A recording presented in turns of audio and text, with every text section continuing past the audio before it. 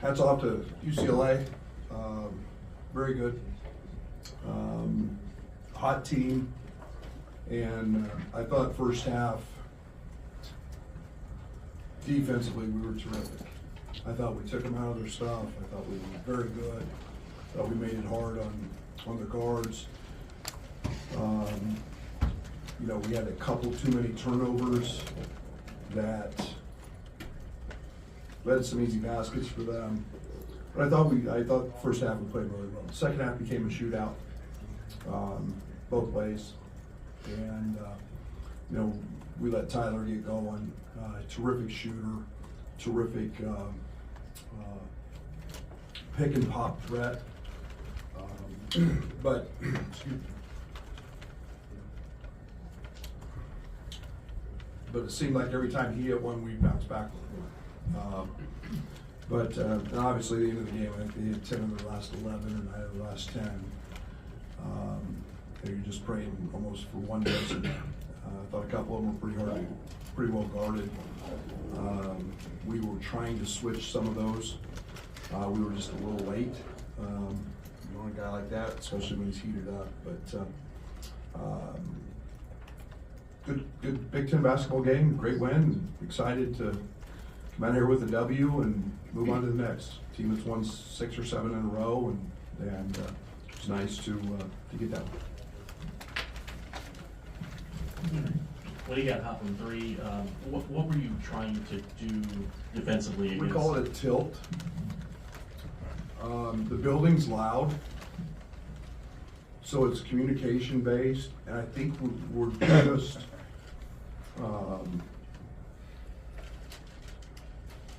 everything was a dribble late, and so we're trying to switch it. If he shot 2s against our guards, we were great. We were going to be fine with it. But we were late with it, and you know, to their credit, you know, guys kept saying, "Well, I don't hear the call. I don't hear the call." Well, you know, we still have to have some recognition of what's being said. It's a flat middle ball screen. It's really hard to handle that, but we've practiced it. We just do it in an empty building, so we got to have a little clarity and a little better understanding of what they're trying to do, and then we've got to handle it. We just stayed with it too long. Right, obviously healthy again, but you've talked about defensively, but offensively, 1.3 points per possession after 1.6 the last game. What did you carry over from Saturday to today, offensively? Health. I've said it many times, we're really good when we have all the pieces and the pieces fit together. And you know, I thought that the first half, we haven't had Tommy in practice, so Tommy's still not practicing, and understanding the difference between Minnesota and them. They're a team that gets to the ball, they clog the paint, they're in the gaps. Tommy had 3 turnovers at half, trying to make the same plays he made it at Minnesota. That's not practicing. But once we figured that out, and then I thought Casper's just controlled the game in the second half. You know, fake handoffs, you know, get the ball in the paint. He obviously hit a big 3 late. But yeah, I think it's just the continuity of having all the pieces. Quiet night for Will, they did a good job on him.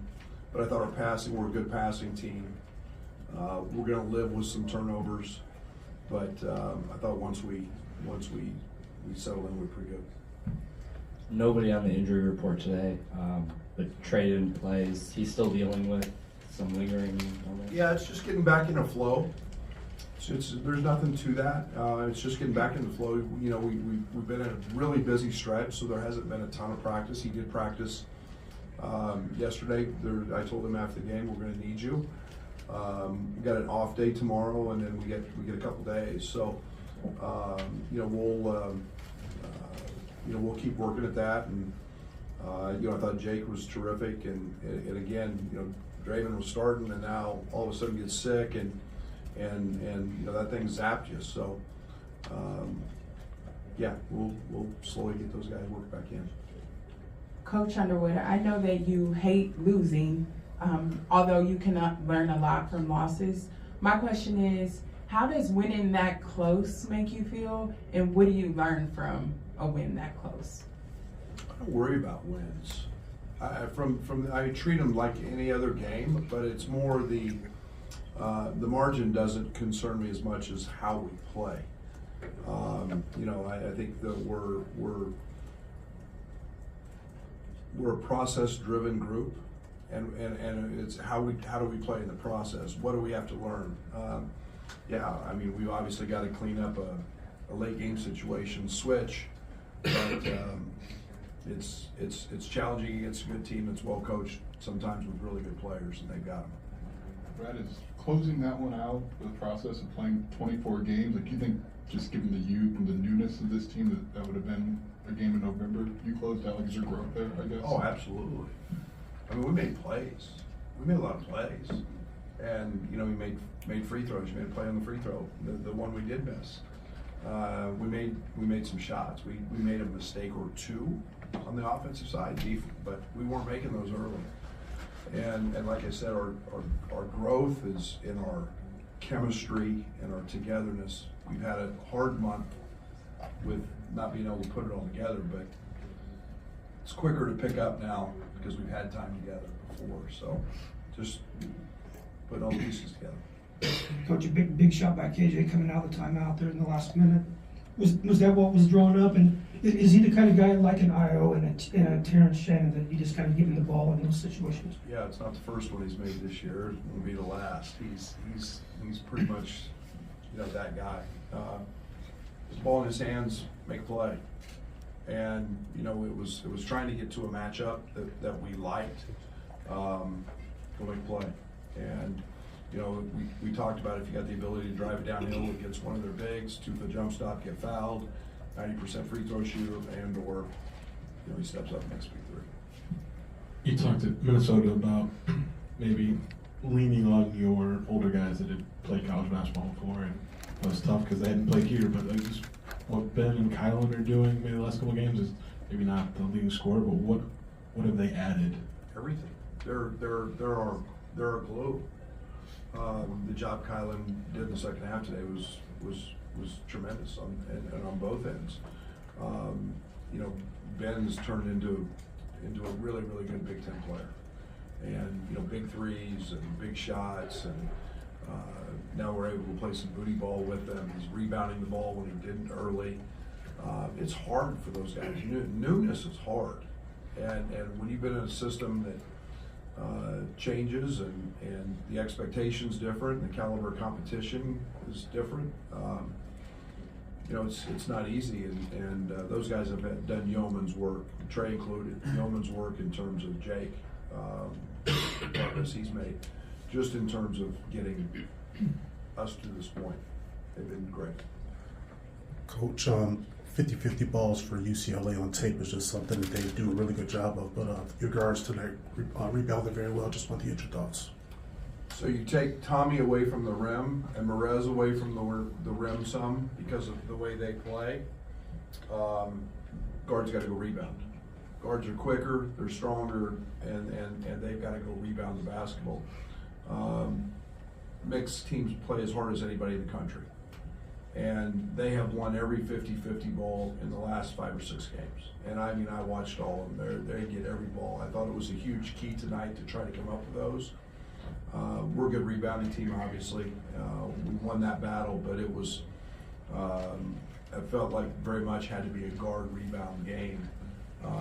Anytime you pull Tommy away from the rim and Merez away from the rim with Daly and Tyler. Tommy's ankle's obviously still swollen. You said he hasn't really been practicing. Are you surprised with how well he's playing through this? No, he's very mature. He's very cerebral. He's very smart. He's spent a lot of film time. And he's obviously just tougher than nails. So, no, to be honest, no. I know what we are without him, and I know what we are with him, and him at 80% is pretty good. Brad, you talk about how much you pay attention to the net. Usually you only get a handful of quad one opportunities at home. How important is a game like this, and obviously you get another one on Saturday, in terms of just piecing it together and turning in the right direction? Yeah, and I'll say this, over and over again. There's a reason we schedule the way we schedule. We're not playing a lot of. We're going to play those teams, and you hope like crazy that the committee rewards that. You know you're going to get dinged. You know you're going to get beat, and that's the reality of playing really high competition and great teams. Look who that team's beat. I mean, UCLA. And then when you get into league, you know most of them are going to be quad 1 and quad 2. This league's terrific. So, I think we have 1 quad 2 left. I think all the rest are quad 1, if I'm not mistaken. And that's why, you know, in a 20-game league schedule with the imbalance that you have, the net's really important. And you hope the committee recognizes someday. You hope they recognize the fact we played 5 games without one of our 2 best players in most cases. So you're going to get beat. The opportunities are there. Tonight was one. We got another one on Saturday. So we just take them as they come. Brad, is there something specific you like about Ben at the 3? And is there something that has opened him up on either end of the floor? Do you want to play there? Yeah, I like our rebounding. I like Merez on the floor. In matchups, I think it's maybe not quite as physical for him. I think we can do some things with him and Merez based on matchups. You know, I think we can slide Dre back in. I think we can slide, you know, Draven in. You know, however we need to do that. More based on lineups and matchups that favor us. But he's playing into booty ball now, so I like the matchups when he gets a guard on him. You know, we played really big at Minnesota with Will sliding to the 2. You know, played a lot there. That's you know, we get really big. Casper's a 6'5", and you know, Will at 6'8", and Ben at 6'9" or 10", and you know, so size has its advantages. Just kind of a follow-up to that, Brad. What did you guys see that, you know, the rotation always changes and evolves and kind of whittles down when you get to this time of year? What did you see in that top 7 specifically that you guys wanted to try this out and keep with it? Yeah, I don't want to make it too big a deal, but it's shooting. You know, tonight I think if you look at UCLA, I think opponents have shot 50 or 60 more threes than them. They play in rotation. Okay, they're going to get to the ball, they're going to nail help, they're going to be in the gaps. Let's give you threes. You're going to have shooters to fill those spots. My only complaint at halftime was I thought we turned down 4 or 5 of them. And so, you know, you find Jake in there, you find, you know, Ben. Now we're really scattered with really, really good shooting. And then, you know, what we did was we got to the rim, and that opened everything up. And so that's been really, really positive for us.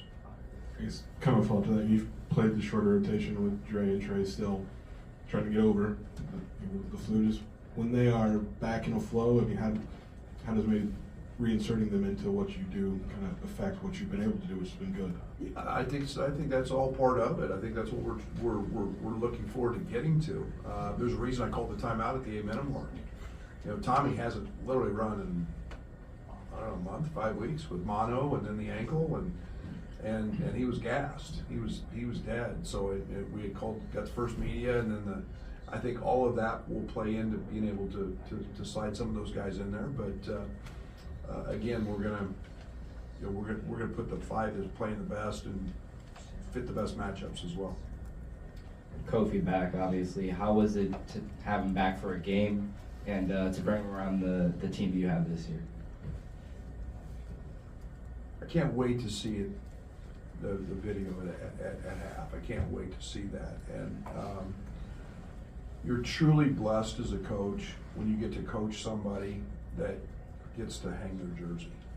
And then the icing on the cake is when they're as good a human being as he is, and as fun to be around, and fun to coach, and he was fun to mold. And you know, we were just talking, a couple of coaching buddies of mine, Tim Jankovic, who was at SMU, and Kermit Davis at Ole Miss, were here, and we were just talking about how we saw Kofi play in a game, and he scored 2 points.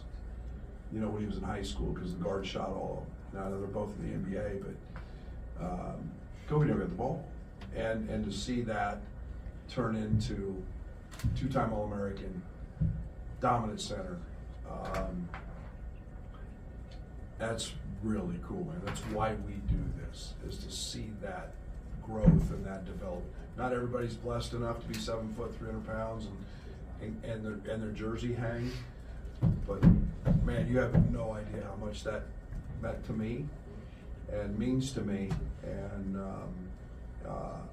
I told him before the game, I said, just appreciate this, man, because not everybody gets to do this. And you're a place that he loves and that loves him, and pretty special. Coach, For our last two. free throw shooting was really big, obviously. How much is that the right guys getting to the line, and is that something that you can control at all? Well, we didn't have Kofi at the line, so we made him. Yeah, we practice it a lot, and you put the ball in guys' hands who can go make those plays and can go make free throws. But we shoot them a lot. I mean, you look back at my history. Our teams have always kind of struggled a little bit early, and then we kind of figure things out on that end and start to make them. But yeah, both, all of that. Joey, you'll finish up. I'm curious how you look at the turnovers tonight, knowing UCLA forces them in bunches and knowing that that's just kind of part of having what you have offensively. I wouldn't. There were 4 of them I didn't like. I didn't like Tommy's because of the way, and that's practice. We told them they get to the ball, but when you don't practice it and see it, and so that was challenging for me. And then we're gonna live with some of KJ's. I thought the one he made late was a bad play. Ben didn't finish his cut.